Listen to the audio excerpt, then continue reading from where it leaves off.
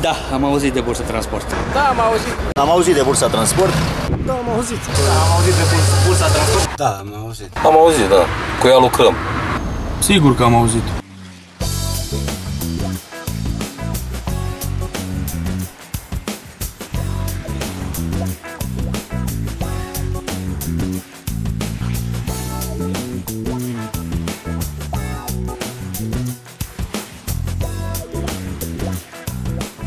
În legătură cu Bursa Transport, eu pot să afirm că sunt un om norocos, pentru că aș putea spune că pasiunea pentru proiect a fost primordială și ani după demararea proiectului a apărut preocuparea unui business, cum de altfel este și normal într-o lume reală, precum cea în care trăim.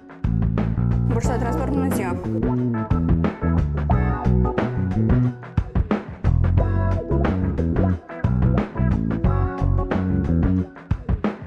Atunci când am lansat pe piață această aplicație, dacă ne gândim ce era internetul în România acum 10 ani, puțină lume utiliza internetul în scopuri de business. Înainte de apariția Bursei Transport, se lucra destul de greu. Informația era în domeniul transportului destul de slabă. Singurul mod de lucru era telefonul fix și faxul.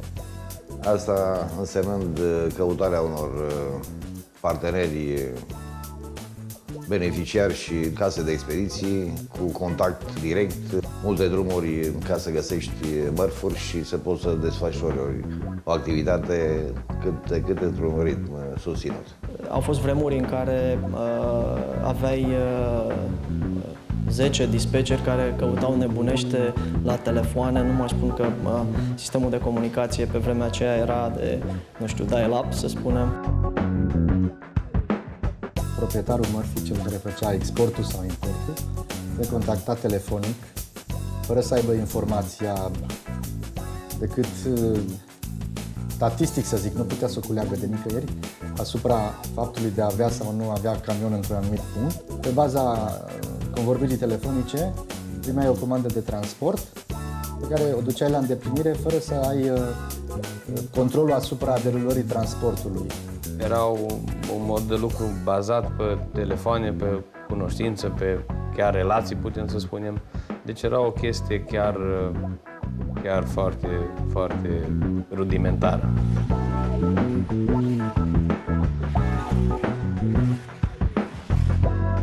Apariția Bursei Transport are elemente foarte pozitive în piața transporturilor. Bursa a venit în sprijinul nu numai a expeditorilor, dar și al cărușilor, nu numai a celor mici, dar și a celor mari până la urmă. Din momentul în care am început să lucrez cu Bursa Transport, activitatea firmei mele se derulează mult mai ușor. Chiar de la primul pas a fost ceva nou și sigur că s-a simplificat munca. La început bănuiesc că i-a fost destul de greu, pentru că orice bursă, atâta timp cât nu ai clienți și de transport și clienții exportatori și importatori, degeaba ai numai transportatori dacă nu au de unde să-și ia marfa de pe bursă. Începuturile au fost modeste pentru acea bursă de transport. Îmi amintesc că făcea parte din obligațiile noastre de serviciu să postăm pe bursă absolut tot. Mașini, camioane care se anunțau la firma noastră telefonic. Practic, firmele de transport au avut posibilitatea să își gestioneze mult mai bine activitatea, să devină mai eficiente, să-și depisteze cu mai mare precizie comenzile de transport. Deci, din acest punct de vedere, Bursa Transport n-a făcut altceva decât să aducă elemente pozitive, să aducă fluidizare în procesul de mișcare a bunurilor, a mărfurilor și, în aceeași măsură, probabil o echilibrare a prețurilor de transport pe piață.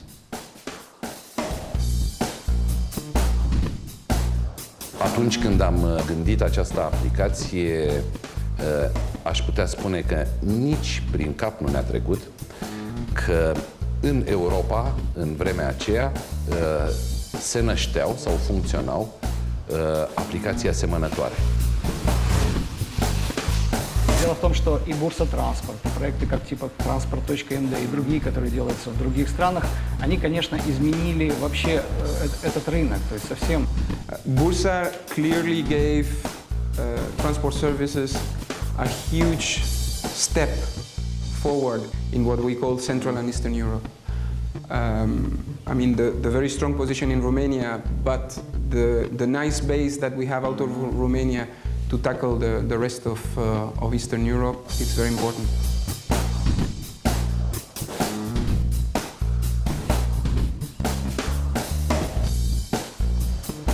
Alte aplicații care sunt în Europa, de ce nu ne folosim de ele? Pentru că țin de alte relații. De ce și mergem să utilizăm Bursa Transport? Pentru că ține de relațiile noastre. România-Moldova, România-Rusia, România-țările CSI. Ich bin Abteilungsleiter für Rumänien, Bulgarien, Moldawien. Dafür bin ich sehr auf die Transportbörse zugewiesen, durch das, dass ich die Transporte mit Schwerpunkt nach Rumänien, Bulgarien habe. Wir haben auch fixe Projekte, was mit uns arbeiten tun für verschiedene Relationen, aber immer wieder kriegen wir neue Relationen dazu, wo uns die Transportbörse sehr viel helfen tut. Бурса Транспорт ни дава възможност да разширим контактите си с партньори не само от Румъния, но и от други страни. Всеки има изгода от това, както нашите подизпълнители, така и нашите партньори. И работата е наистина много по-лесна. Можем да предложим по този начин ползата от това, че можем да предложим много добра гъвкавост относно транспорта на други европейски страни. Mivel a fuvarozásai feladataink 30%-a Románia fele irányul, ezért gyakorlatilag nélkülözhetetlen számunkra a Bursa Transport szolgáltatása.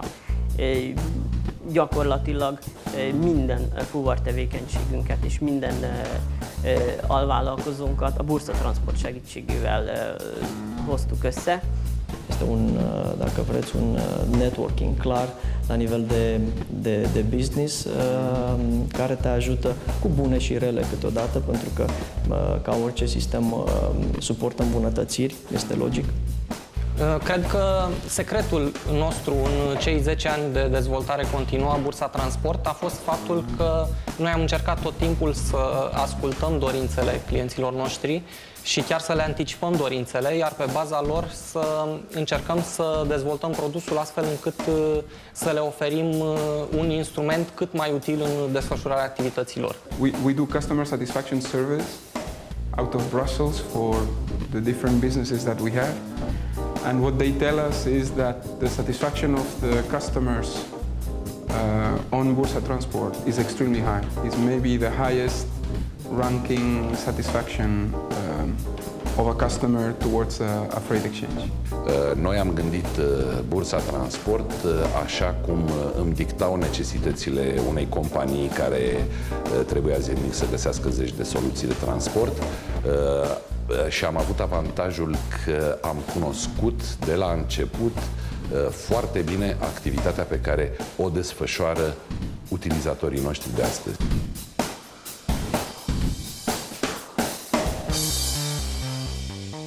Bursa Transport nu mai este doar un element de business, un instrument de business, este un prilej de creat tendințe, de discutat probleme și, bineînțeles, de găsit soluții. Bursa a găsit un loc special, Bursa Transport, în această piață a transporturilor din România și datorită faptului că a dezvoltat un forum în care oamenii au intrat, au început să-și împărtășească păreri, de la, eu știu, pornind de la prețul de transport până la dificultăți legate de legislație, de relația cu autoritățile. Și, de asemenea, platformele legate de incidente de plată sau de transport care ne ajută foarte mult, sau scoring-urile, în analiza posibilelor relații pe care le putem încheia cu anumiți furnizori.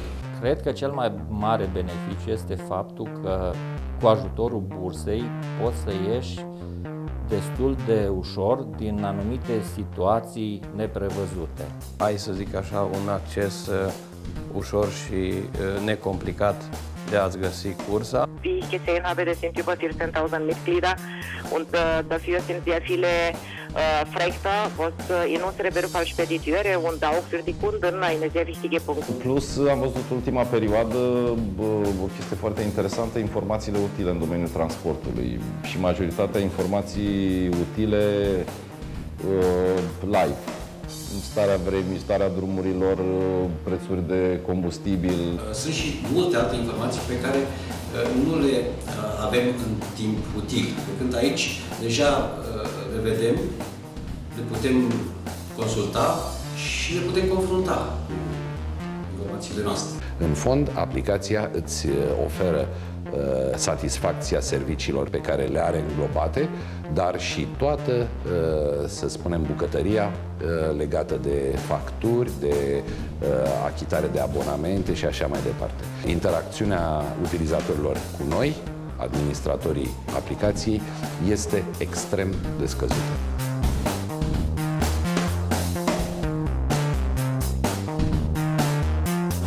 Este clar că, ca în orice business, ca în orice afacere, ca și în viață, până la urmă alegi ce crezi că este mai bun. Experiența, activitatea ne arată care sunt și lipsurile. Ce ar mai trebui adăugat acestui site este afișarea obligatorie a prețului pe kilometru sau pe cursă. Cine publică un camion sau cine publică o marfă să fie puțin mai strict controlat, să avem o siguranță asupra unui contract pe care îl derulăm. De-a lungul timpului am constatat că printre clienții bursei se numără și altceva sau altcineva decât transportatori sau case de expediții sau intermediari. Poate că ar fi bine ca modul intracomunitar de lucru, adică plecare dintr-o terță țară cu ajungere într-o terță țară, să fie abordat și de Bursa Transport.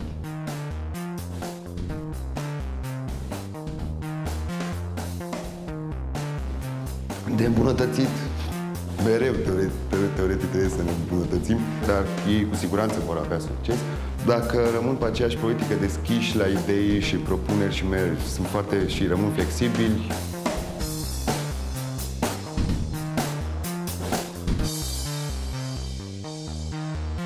Mi-am dorit ca toți utilizatorii noștri să spună despre Bursa Transport. Da, domnule, este un serviciu excelent. Asta le doresc să gândească despre Bursa Transport, în termenii excelenței.